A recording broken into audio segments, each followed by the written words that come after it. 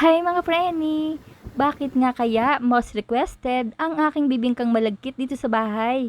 Siguro kasi hindi ka mauumay dito dahil tamang tamis lang kapag gumagawa ka neto. Napakaligat pa ha!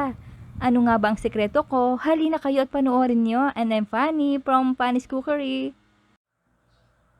5 tasa ng glutinous rice o malagkit na bigas. Dinamihan ko na kasi ipapamigay ko yung iba. Lagyan ng tubig at hugasan ng 2 beses at i-drain well. Dahil lalagyan natin ito ng 4 cups of water, 1 tablespoon of oil, at pandan leaves na magbibigay aroma.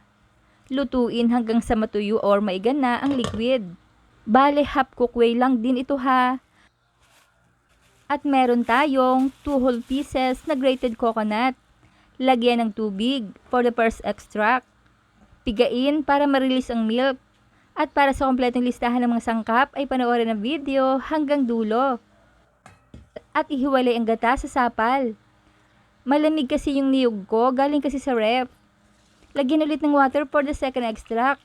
Maganda yung ganitong pinipiga talaga para natural flavor and old fashion.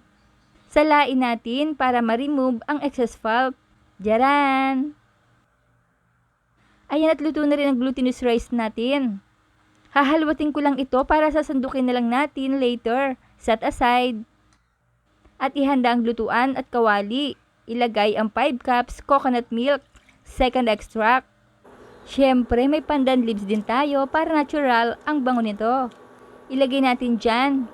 Then konting salt to balance the taste. Ito ang gamit ko, 1 1/3 cups white sugar. Na promise, tamang-tama lang ang tamis. Ayoko din kasi yung masyadong matamis. Mix to dissolve at pakuluan set over medium heat. Kapag kumukulo na, ay ilagay na natin ang cooked glutinous rice. Ilubog lang natin dyan para pantay at lutuin hanggang sa ang coconut milk ay ma-absorb na. Ituloy lang ang paghahalo habang niluluto para maligat ito mga preni. Ayan, turn up the heat. Yung ganitong consistency dapat mga preni ha. Hindi yung overcook at malabsa. Samantalang, ihanda natin ang baking tray at i-grease with butter or margarine to prevent sticking. At dahil madami nga ang ating niluto, kaya naman madami din ang ating baking pan. Gaya ng sabi ko kanina, ito ipamimigay ko lang din ang iba. Para happy naman ang pagbibigyan. Pagkatapos sa ilagay na natin ang malagkit rice at huwag pa ko pupunuin ang pan.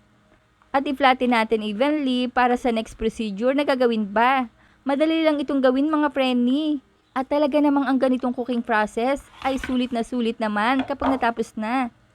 Kaya naman, most requested talaga. Set aside.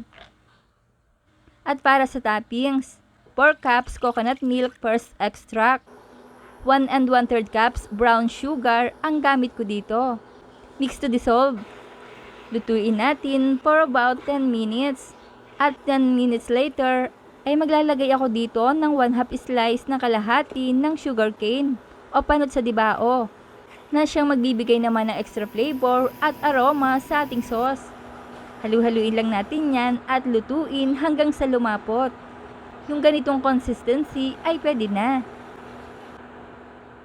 At ibuhos na natin sa ibabaw ng malagkit rice. Ito yung sinasabi ko na dapat naka-flatten talaga ang rice. Para yung sauce na ilalagay natin ay pantay din. Aba at may pa-hard pa ko oh. At ang ganitong dami naman ng sauce ay tama lamang sa reseping ito ha. Hindi ako naglalagay ng madami talaga. Ganito yung lapot niya oh, kita nyo ba? Ayan. At ready na to. Ilagay na natin sa preheated oven 180 degrees Celsius. At i-bake ito for about 40 minutes. Kung gusto naman, ay medyo tututungin ang ibabaw, add more minutes pa. Ayan. Sa akin kasi, ganito lang yung gusto ko, yung tamang natuyo lang ang sauce. Palamigin.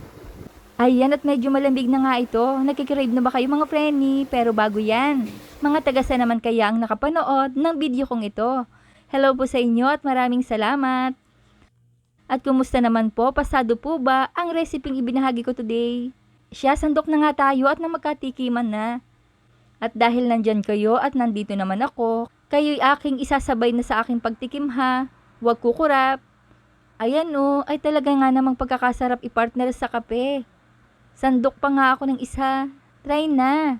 Kaya i-like, i-share at i-follow nyo na ako para updated kayo sa mga reseping ibabahagi ko pa. Huwag kalimutan, cook with love. Thanks for watching. Bye-bye!